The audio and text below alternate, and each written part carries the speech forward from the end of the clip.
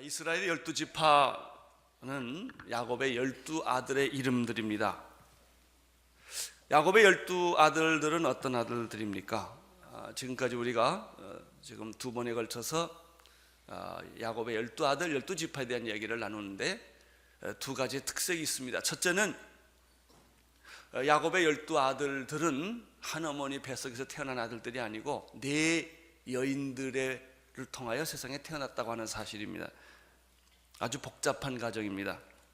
두 번째는 이 12아들의 특징이 뭐냐면 12아들 중에 허물과 실수가 많은 자녀들이 있다는 것이죠. 아버지 침상을 더럽힌 아들로부터 시작해서 여러 가지 좀 문제가 있는 그런 자녀들이 있습니다. 여기서 12아들은 형제들 사이에도 도덕적 편차가 많다는 사실을 발견합니다. 그러면 이 야곱의 12아들, 12지파를 통하여 우리가 배우는 교훈은 무엇입니까? 그것은 하나님께서는 이처럼 복잡한 가정, 허물 많은 자녀들을 포기하고 버리지 않으시고 끝까지 그들에게 사랑과 관심과 기회를 주어서 하나님의 뜻을 이루도록 하셨다고 하는 이야기입니다. 얼마나 놀라운지 모릅니다. 여러분, 가장 큰 감동은요, 용서예요. 가장 큰 감동은 사랑받을 자격이 없는 자를 사랑하는 거예요. 대부분 많은 사람들은요, 사랑할 만한 자를 사랑하고 용서할 만한 자를 용서합니다. 그리고 떳떳하다고 생각을 합니다. 그러나 그렇지 않습니다.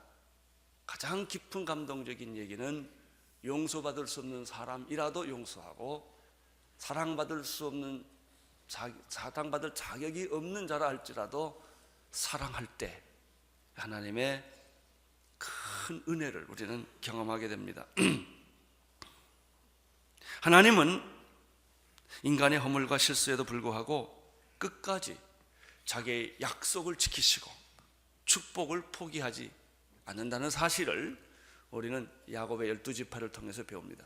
예수님의 12제자가 다 편차가 있고요, 자격이 없는 사람들만 모였지만 하나님은 그들을 민족복음화, 세계복음화, 그리고 세상을 변화시키는 주역으로 삼았다고 하는 놀라운 메시지와 같습니다.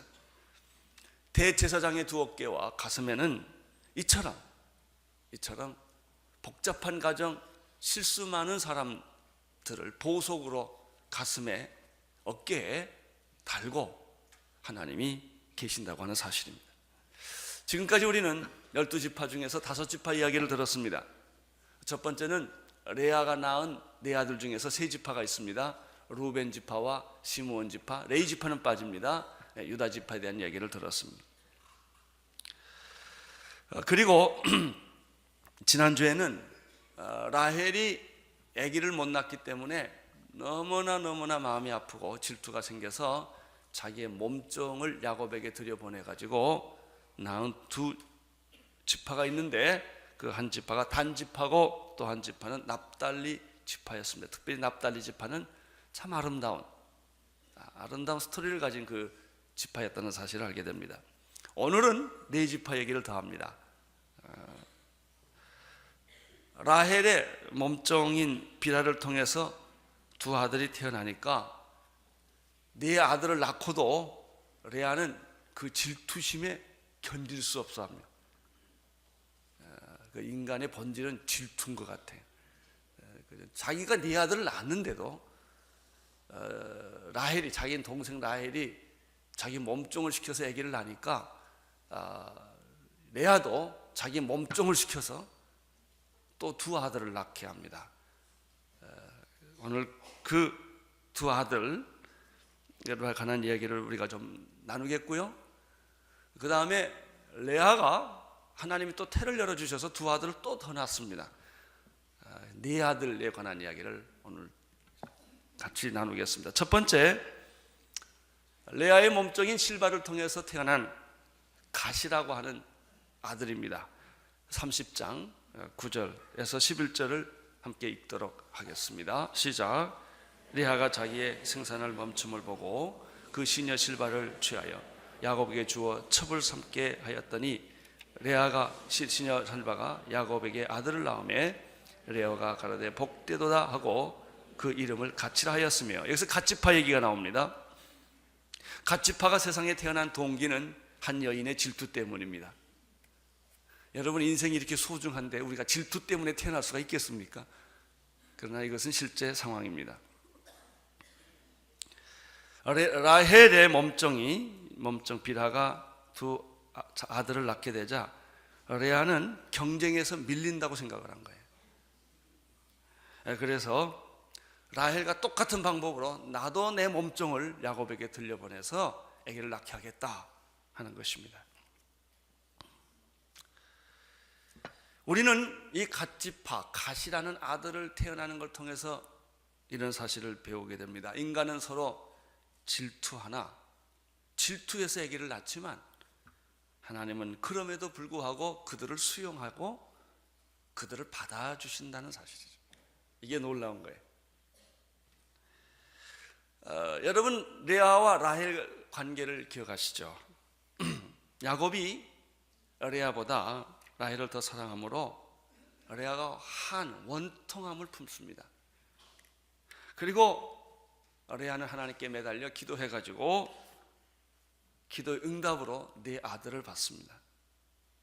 여기서 우리가 배우는 게 뭐냐면, 인간은 편애를 하여 사람에게 상처를 주었으나 하나님은 그 결과를 거두신다. 인간은 실수하고 하나님은 거두셔요. 이게 사랑이에요. 자녀는 실수하고 부모는 거둬들이죠. 그게 부모의 사랑입니다. 자녀들이 부모에게 사랑받을 만한 자격이 있기 때문에 부모가 사랑하는 것은 아닙니다. 인간이 편애해서 한 여인에게 한을 심어주고 또 여자들끼리 질투해서 아기를 낳았지만 하나님은 뒤처리 반장이세요. 그거 다 또 뒤처리 하시고 인간이 만들어 놓은 쓰레기들을 또 다 거두시고 사랑한다는 거 하나 때문에, 사랑한다는 사실 하나 때문에 하나님은 이 일을 하신다. 그들을 하나님은 가슴에 품고 그들의 이름을 하나님은 어깨에 메고 그리고 축복하신다 하는 메시지입니다. 우리는 여기서 하나님의 가슴이 얼마나 크고 넓은가라고 하는 사실을 배워요. 사랑하는 성도 여러분, 우리 하나님의 가슴은 넓고 크십니다. 내 죄보다 더 큰 것은 하나님의 사랑입니다. 여러분의 죄는 위대하지 않습니다.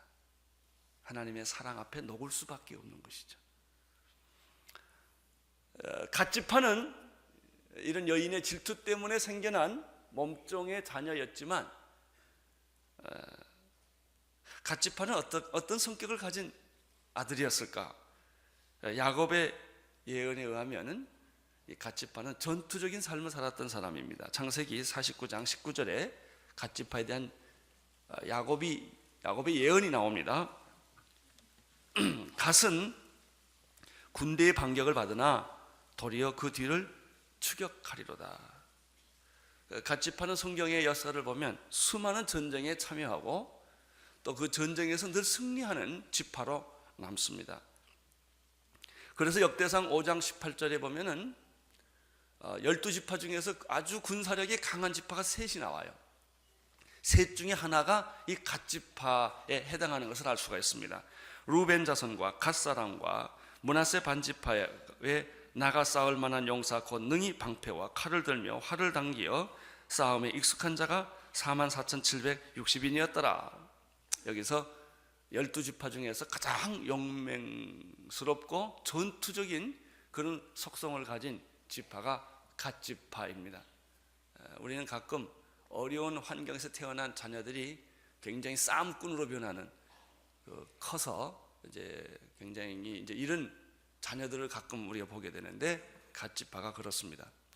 모세는 신명기 33장 21절에서 갓지파에 대해서 또 이런 말씀을 합니다.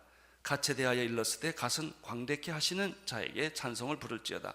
갓이 암사자같이 엎드리고 팔과 정수리를 찢는도다. 갓을 이렇게 승리하게 하신 분이 하나님이라고 말하면서 갓은 암사자와 같고 엎드려서 공격을 하는 그런 사자와 같다, 이렇게 모세는 설명을 했습니다. 출애굽기 28장 18절에 보면 갓에 보석을 하나 줬는데 12보석이 다 지파들마다 보석을 하나 가지고 있습니다. 갓의 보석의 이름은요 다이아몬드입니다. 아주 그 다이아몬드는 보석 중에 제일 강한 보석인데, 다이아몬드와 같은 보석으로 이 갓 지파를 이렇게 축복해 주십니다. 두 번째, 레아의 몸종인 실바가 또 아들을 하나 낳습니다. 12절 13절을 보겠습니다. 시작. 레아가 가로되 기쁘도다, 또 딸들이 나를 기쁜 자라 하리로다 하고 그 이름을 아쉘이라는 아들을 낳습니다. 근데 아셀은 우리 아들들도 그래요. 어떤 아들들을 보면 아주 전투적인 아들도 있고 루벤같이 아주 도덕적으로 잘못된 아들도 있고, 그런데 또 어떤 우리가 자녀들 키워보면요 조용하지만 굉장히 잔잔한 축복을 받는, 소리 없이 이제 그런 아들도 있는데, 이 아셀은 유명하지는 않지만 굉장히 그 풍성한 삶과 다복한 자기만의 삶을 살았던 그런 지파입니다. 또 창세기 49장에서 야곱이 자기 아들 아셀에 대해서는 어떤 예언을 했는지 잠깐 보겠습니다. 20절 읽어주십시오. 아셀에게서 나는 식물은 기름진 것입니다. 그가 왕의 진술을 공개하리라. 아셀이 농사짓는 땅들은 다 비옥하고 풍요로운 땅이었다는 것입니다. 아셀에게서 나는 식물은 기름진 것이었고 그것은 임금의 음식에게 진수상을 드리기 합당한 그런 식물이었다라고 하는 것을 보면 얼마나 그 아셀이 자기의 그 농사가, 그 땅이 비옥했나를 알 수가 있습니다. 모세는 또 언제나 이 지파는 딱 세 가지가 나와요. 신명기에서 한번 예언된 있고요, 또 야곱이 예언하는 거 있고 그렇습니다. 신명기 23장 24절에 보면은 모세는 이 아셀에 대해서 이렇게 말합니다. 아셀에 대하여 일렀으되 다자한 복을 받았으며 그 형제에게는 기쁨이 되며 그 밭이 기름에 잠길지로다. 내 문빗장은 철과 놋이 될 것이니 내 사는 날을 따라서 능력이 있으리라. 이게 아셀 지파에 대한 이야기입니다.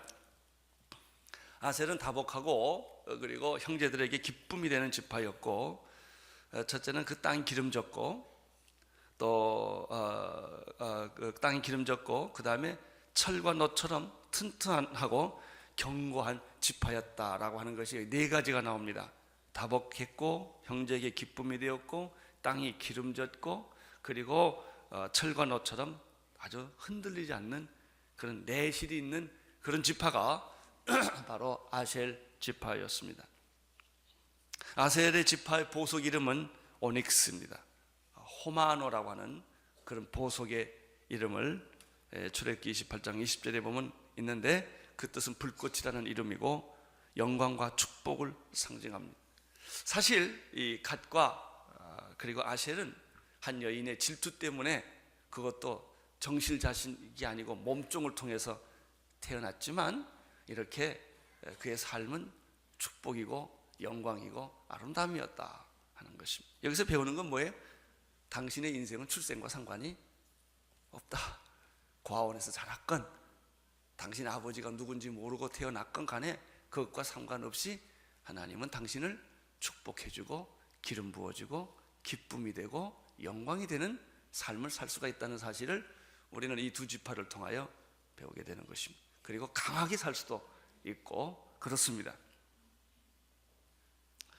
이제 이렇게 레아의 두 몸종에서 태어난 아들이 갓과 아셀이 있고요. 이제 또 그리고 나서 이 레아 자신이 그 후에 애를 또 둘을 더 낳고 딸 하나를 또 낳습니다. 그렇게 보니까 레아는 애 낳기 위해서 세상에 태어난 것 같습니다.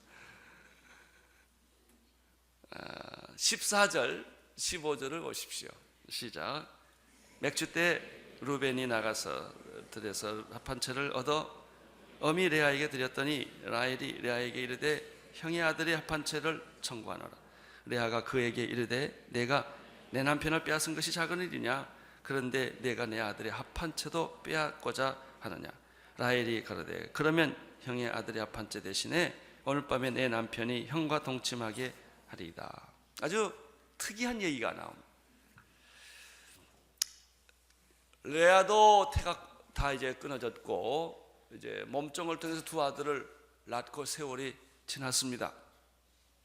그런데 아기를 한 번도 못 낳은 네 여자 중에서 한 여자는 라헬입니다.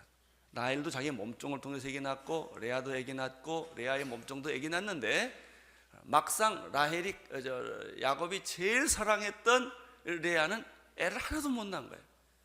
그 라헬의 입장에서 보면 이 여자가 얼마나 가슴에 맺혔고 한있겠습니까? 아니 자기 몸종의 애들도 뛰어놀지요. 자기 형님 애도 6명이나 뛰어놀지요. 4명이 뛰어놀죠. 자기 그 형님의 몸종도 애도 뛰어놀죠. 다 한 집에서 사니까. 그리고 자기 몸에서 난 애가 없으니까 막 그 라헬의 마음에는 이 아기를 못 낳는 것에 대한 한이 그냥 보통 아기를 못 낳는다가 아니라 이런 상황 속에서 굉장히 심했다는 사실을 알아야만 이 14절 15절이 이해가 됩니다. 자, 그런 상황에 있었는데 들리는 소문에 의하면 자기 형님의 큰아들 루벤이 맥주절 때 밀밭에 나가서 농사를 짓다가 합 한 채를 얻어왔다는 얘기를 들은 거예요. 이 합 한 채는 오렌지 색깔의 작은 열매로서 성적 요구를 이렇게 일으키게 하는 그런 식물입니다만은 그러나 고대에는 그것이 불임 치료제로 사용한 거예요. 쉽게 말하면 불임 치료제를 얻었다는 것을 뉴스를 들었습니다. 그리고 레아는 체면, 자존심, 인정사정 불구할 것 없이 형님한테 뛰어들어갑니다. 형님 그거 날 달라 이거예요. 합 한 채 날 달라 이거예요. 형님이 주겠습니까? 너는 내 남편도 뺏어가더니 내 아들이 나한테 갖다 준 합 한 채도 뺏어가려고 하는구나 하고 형이 언레아가 아주 매정하게 거절을 합니다. 라헬은 수모를 그리고 무슨 조건을 무릅쓰고라도 이 불임 치료제를 얻고 싶은 거예요. 여기서 보면 사실은 야곱을 뺏어간 사람은 라헬이 아니죠. 레아가 속임수로 라헬의 남편을 몰래 쳐들어와 가지고 뺏어간 거죠. 그러나 레아는 이걸 뒤집어서 얘기를 하고 라헬에게 수모를 줍니다. 라헬은 그런 얘기를 귀에 듣지를 않습니다. 라헬이 얻고 싶은 것은 불임 치료제입니다. 그래서 그 얘기에 대해서 대꾸를 안 합니다. 라헬이. 그리고 하도 조르니까 아마 레아가 라헬에게 이런 조건을 제시한 것 같아요. 내가 그럼 이 합 한 채 불임 치료제를 줄 테니까 야곱과 잠을 자게 해달라. 아주 참 치사한 그리고 참 그런 이상한 제안을 합니다. 근데 라헬은 이것까지 수용을 합니다. 좋다. 합 한 채만 주면 내가 허락을 하겠다. 이 잔인한 조건을 받아들이고 야곱은 레아와 동침을 하게 됩니다. 16절입니다. 시작. 저물 때 야곱이 들어서 돌아오매 레아가 나와서 그를 영접하여 이르되 내게로 돌아오라. 내가 내 아들의 합한 채로 당신을 샀노라. 그 밤에 야곱이 그와 동침하였더라. 이 성경 구절은 짧게 나오지만 이 배경 뒤에는 이런 우리가 많이 생각해 볼 얘기들이 여기 있습니다. 라헬은 굴욕적인 거래를 합니다. 참 정말 있을 수 없는 거래를 합니다. 왜냐하면 아들을 낳고 싶기 때문에. 레아는 떳떳지 못한 성취를 합니다. 남편을, 그 야곱을 자기가 얻는 것이 사실은 떳떳지 못한 방법이었습니다. 야곱은 무엇입니까? 두 여인의 질투와 사랑싸움 때문에 농락당한 케이스입니다. 제일 불쌍한 사람은 야곱입니다. 여자들의 딜에 남자가 이용당한 거예요. 그래서 여기 뭐라고 그랬냐면 야곱이 밤에 들어오니까 우리 두 여자끼리 의논해서 당신 오늘 내 거다 이거예요. 이런 얘기입니다. 아들의 합한 자 당신을 샀노라 이렇게 됐어요. 야곱이 뭡니까 이게? 이런 남자들이 세상에 참 많습니다. 야곱은 많은 여자를 거리는 것 같지만 사실 야곱은 남자로서의 자존심과 주체성을 다 잃어버린 아주 비참한 남자입니다. 왜? 자기의 선택을 하지 않으면, 자기의 길을 가지 않으면 남자들은 이렇게 비참하게 되는 것이죠. 우리는 여기서 야곱에게서 그런 굴욕적인 이용을 당하는 그런 모습을 여기서 보게 됩니다. 여러분, 이렇게 해서 그날 밤에 생긴 아들이 이사갈입니다. 17절, 18절을 보십시오. 시작. 하나님이 레아를 들으셨으므로 그가 잉태하여 다섯째 아들을 야곱에 낳은지라. 레아가 가로되 내가 내 시녀를 남편에게 주었으므로 하나님이 내게 그 값을 주셨다 하고 그 이름을 이사갈이라 하였으며, 이사갈은 값을 지불하고 얻은 자녀라는 뜻입니다. 야곱은 이 이사갈에 대해서 창세기 49장 또 14절에 다음과 같은 예언을 해줍니다. 이사갈은 양의 우리 사이에 끌어앉은 건전한 나귀로다. 그는 쉴 것을 보고 좋게 여기며 토지를 보고 아름답게 여기고 어깨를 내려 짐을 메고 앞제 아래에서 섬기리라. 이사갈은 양 사이에 앉아있는 건강한 나귀와 같다고 그랬습니다. 생명력이 분출하는 건강한 모습이죠. 쉴 것을 찾고 토지의 아름다움을 보았다는 얘기는 뭐냐면 땀을 흘리고 일할 줄도 알고 쉴 줄도 아는 그런 사람이었다. 그 나귀의 어깨짐에 메고 섬기는 모습, 봉사하는 모습이 있었다. 이사갈은요, 헌신과 섬김의 지파를 상징합니다. 신명기 33장 18절에 모세는 이사갈에 대해서 이야기할 때 스불론과 함께 합쳐서 이야기를 합니다. 스불론은 너는 나감을 기뻐하리라. 이사갈은 장막에 있으리라. 아주 재미있는 두 지파가 있는데 하나는 스불론과 하나는 이사갈입니다. 스불론은 밖으로 도는 지파고요, 이 이사갈은 이렇게 건강한 나귀같이 봉사하는 집안에서 사는 지파입니다. 이게 다 달라요. 누가 그렇게 말했는데 스불론은 그 선교의 은사를 받은 지파고요, 그 이사갈은 봉사의 은사를 받은 지파였다. 집에서 일할 사람이 그 들나귀, 집나귀 다 달라요. 이사갈은 그런 지파입니다. 이사갈의 보석의 이름은 황옥이라고 불리는 토파스라는 보석입니다. 출애굽기 28장 18절에 아름다움, 지혜, 장수를 상징하는 보석입니다. 이사갈에 대해서 배우는 게 또 무엇입니까? 이사갈도 이런 탄생의 배경은 어두웠지만 아름답게 건강하게 사는 지파였다고 하는 사실을 배우게 됩니다.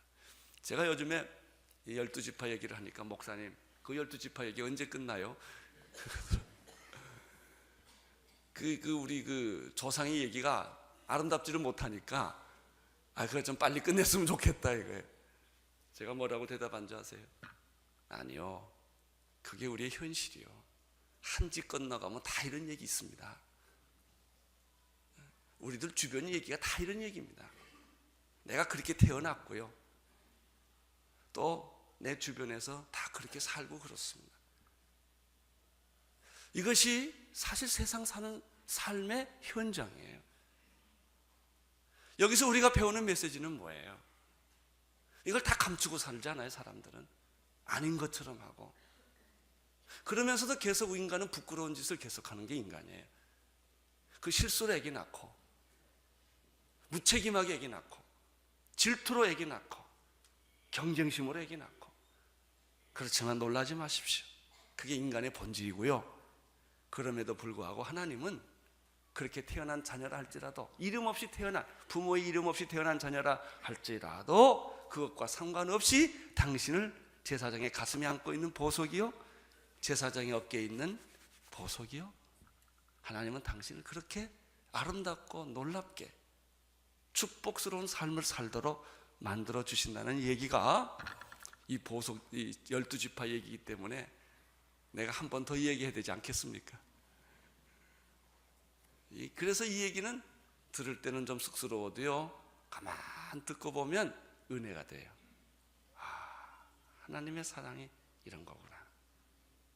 하나님이 나 같은 사람을 이렇게 축복해 주었구나. 여러분, 엄마도 하나고요, 아버지도 하나이면 얼마나 좋겠어요. 그렇지 않습니다. 현실은. 또 나는 그랬을지 몰라도 내 앞뒤를 다 조사해 보면 그렇지 않아요. 그러나 걱정하지 마십시오. 여러분의 출생과 상관없이 하나님은 여러분을 축복해 주십니다.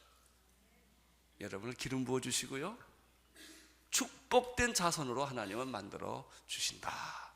이것이 바로 이스라엘의 12지파의 이야기였다 하는 것입니다. 이제 마지막 레아는 아들을 잘 낳아요. 참, 라헬은 그렇게 못 낳는데, 마지막 스불론에 관한 얘기를 한 번 더 하겠습니다. 창세기 49장 13절. 스불론은 19장 창세기 30장 19절, 20절, 21절을 보겠습니다. 시작. 레아와 다시 잉태하여 여섯째 아들을 야곱에서 낳은지라. 레아가 가로되 하나님이 내게 후한 선물을 주시도다. 내가 내 남편에게 여섯 아들을 낳았으니 이제는 그가 나와 함께 거하리라 하고 그 이름을 스불론이라 하였으며 그 후에 그가 딸 낳고 이름을 디나라 하였다. 스불론은 어떤 지파입니까? 창세기 49장 13절에 보면 해변에 거하나니 그것은 뱀에는 해변이라. 그 지경이 시돈까지 있었다. 스불론은 해변가에 삽니다. 이 해변가가 갈릴리 해변하고 연결이 됩니다. 납달리가 그런 것처럼. 그래서 축복의 지파가 됩니다. 이 스불론이 사는 땅은 예수님이 활동했던 스불론 땅, 납달리 스불론 땅이 되죠. 그래서 모세는 신명기 33장 18절에서 스불론에 대해서 이렇게 말합니다. 그들이 열국 백성을 불러 산에 이르고 거기서 의로운 제사를 드릴 것이며 바다에 풍부한 것 모래에 감친 보배를 흡수하리라. 스불론은 백성을 불러서 의로운 제사를 드리게 하고 바다에 풍부한 것과 모래에서 나오는 보배들을 보배가 가득 찬 그런 지파로 만들어줍니다. 그래서 스불론을 상징하는 보석의 이름은 출애굽기 18장 17절에 나오는데 녹주옥이라고 해서 카본클이라는 보석의 이름을 붙여주는데, 반짝 빛나는 별이라는 등대와 같은 그런 지파로 세워주십니다. 사랑하는 성도 여러분, 이스라엘 12지파의 이야기는 다 이런 이야기입니다. 그러나 하나님은 그들을 출생과 상관없이, 그들의 허물과 실수와 상관없이 그들을 축복하고 약속하십니다. 여러분, 그래서 우리는 선교하는 것입니다. 그래서 우리는 미전도 종족을 찾아다니는 것입니다. 왜? 세상은 버렸을지라도, 부모는 버렸을지라도 하나님은 그들을 버리지 않았기 때문에, 부모는 당신을 버렸어도 하나님은 당신을 버리지 않습니다. 세상은 당신을 버렸어도 하나님은 당신을 버리지 않습니다.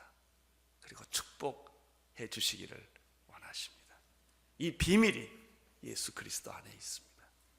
기도하겠습니다. 하나님 아버지, 12지파의